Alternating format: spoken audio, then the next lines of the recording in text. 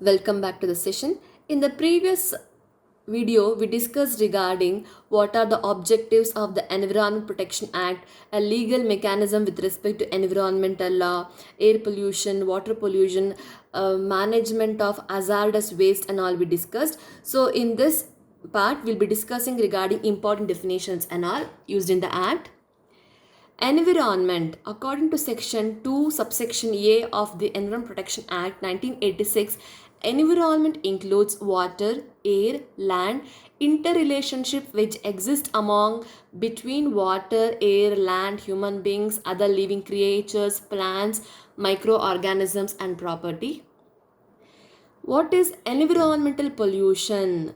According to section 2 subsection B, it has been defined as any solid or gaseous substance present in such concentration as may be or tend to be injurious to environment. That means any pollutant, it can be a solid or it can be a gaseous, which causes injurious to the environment, can be for a property, for the human life, for plant life, for water body. It can be anything which causes injurious to the environment. Next is, what is environmental pollution? According to section 2 subsection C of the Act, environmental pollution means the presence in the environment of any environmental pollution. That means anything which presents in the environment which is causing a pollution in the environment. It can be a noise pollution, it can be a water pollution, air pollution, land pollution, thermal pollution, any form it can take. Next, what is handling? According to section 2 subsection D, handling refers to any substance. It means the manufacture, processing, a treatment, package, storage, transportation, use, collection, destruction, conversion, offering for sale, transfer, or the like of such substance. So how are you going to handle manufacturing? So handling, it should not affect, it should not destroy anything, destroy the environment or the human environment as well as the plant biodiversity, everything. Hazardous substance. Next is hazardous substance. According to section 2 subsection C, hazardous substance means any substance preparation by reason of its chemical or physiochemical properties, handling is liable to cause harm for human beings, other living creatures, plants, property, or to the environment. If the existence of such thing, if it causes harm to the environment, a human being, living creatures, we call that as a hazardous substance.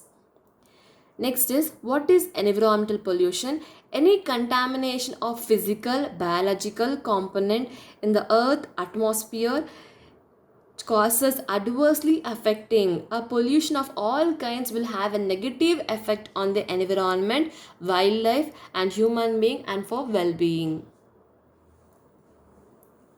Next, these are the different types of environmental pollution: water pollution, land pollution, air pollution, thermal pollution, nuclear or radioactive pollution, noise pollution.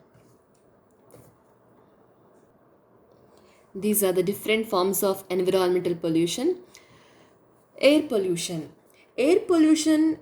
Air contains a mixture of various gases like oxygen, nitrogen, carbon dioxide, argon, where air pollution is introduction of any such harmful substances into the atmosphere of chemicals, particles, or biological matters that causes discomfort, a disease or death to humans, a damage to other living organisms such as food crops, natural environment, or built environment. So these are the major sources of air pollution: industrial emissions, vehicular emission, domestic emissions. Examples of air pollutants are the most common pollutants are organic compounds, dust particles, and hydrocarbons, fuels and oils containing carbon and hydrogen atoms, which causes eye irritation, coughing, drowsiness. So many times when you travel in all such polluted air, you feel like a kind of irritation in eyes, coughings, drowsiness, and all. So due to fuels and containing carbon and hydrogen atoms, it happens. Next is carbon monoxide, which is colorless, odorless and toxic gas by product of incomplete burnt fuels, combines with hemoglobin and reduces the oxygen carrying capacity of blood to brain, and many times heart and other organs also is affected. Next is sulfur oxide, sulfur containing fossil fuels, and this causes respiratory diseases like asthma, bronchitis, cardiovascular disease and all. Nitrogen oxides, nitrogen oxides, because of vehicular exhaust, it causes asthma, bronchitis, pneumonia and irritates lungs also. Air pollution results from both human and natural activities. Emissions from power plants are a good example for human activity contributing air pollution, whereas and forest fires are some of the examples for natural activities. Next is water pollution. Water pollution is the act of contaminating water bodies including rivers, oceans, lakes, streams, aquifers and groundwaters.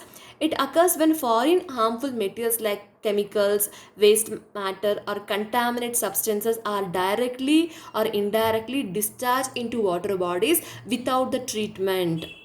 Another reason is mixing of untreated sewage to the rivers. A polluted contaminated water from houses is not treated, and many times plastic materials such as bottles, carry bags, packaging material also find their way to water bodies, which adds to the water pollution and adversely affects quality and also for aquatic life. And many times the wholesomeness of water will be not there, so we have to restore the wholesomeness of water, which is otherwise it will be not fit for drinking also. Next is land or soil pollution. Land pollution is nothing but a destruction or decline in the quality of the earth's land surface in terms of use, landscape, or ability to support life forms. It takes place when waste and garbage is not disposed of in the right manner, introducing toxins and chemicals on land. It also occurs when people dump chemical products to soils in the form of herbicides, fertilizers, pesticides, or any other form of consumer byproducts, that is like throwing of unhygienic waste on the earth, dumping of garbage, biomedical waste causes land pollution, and excessive use of pesticides is also one of the source for land pollution, and it affects the potability of water also. Next is noise pollution. Noise pollution can be defined as unpleasant and undesirable sound levels that causes serious discomfort to all living things. It is measured in decibels. Sound levels beyond 100 decibels can cause permanent hearing loss, and noise of around 90 decibels cause auditory weakness. The industrial sound limit according to the World Health Organization is 75 dB. Noise pollution can result from machines, construction activities, music performances, and it can cause hearing loss, tinnitus, sleep disturbances, hypertension, high stress level, and other destructive effects on humans. It causes uneasiness and damage to living beings, mental and physical health also. So noise pollution is also affecting the environment, human environment also for aquatic animals, birds, plants, animals as well. Next is radioactive or nuclear pollution. It is produced by nuclear explosion which are carried out for performing nuclear tests, which is further used for making nuclear weapons. And 15 to 25% of radioactive particles enter into the atmosphere. So due to these explosions and all, particles enter into the atmosphere. Once they enter into the atmosphere, they continue to fall on the earth for several years. Example, Hiroshima atomic bombings and all examples. Next kind of pollution is thermal pollution. It occurs when water bodies are degraded in terms of altering their temperatures.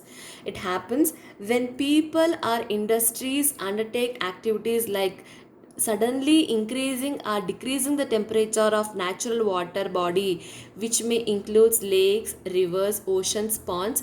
A general reason of thermal pollution is use of water as a coolant for by power plants and business firms. So this sudden increase or decrease in the temperature of natural water affects the water bodies as well as lakes, rivers, oceans and ponds, and the wholesomeness of water is also gone there. You have to restore the wholesomeness of water. Next is the powers of central government to take measures to protect and improve environment. Subject to the provisions of the Environment Protection Act, the central government have the power to take all measures for protecting and improving the quality of environment and preventing, controlling and abating environmental pollution. Without prejudice the generality of the provisions, they have given with certain measures like coordination of actions by the state government offices and other authority.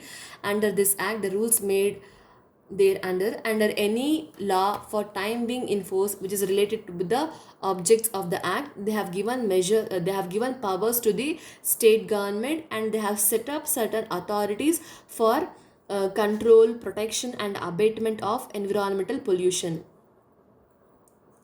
Next is continuation of powers, planning and execution of nationwide program for the prevention, control and abatement of environmental pollution for preserving the environment, human environment as well as for biodiversity.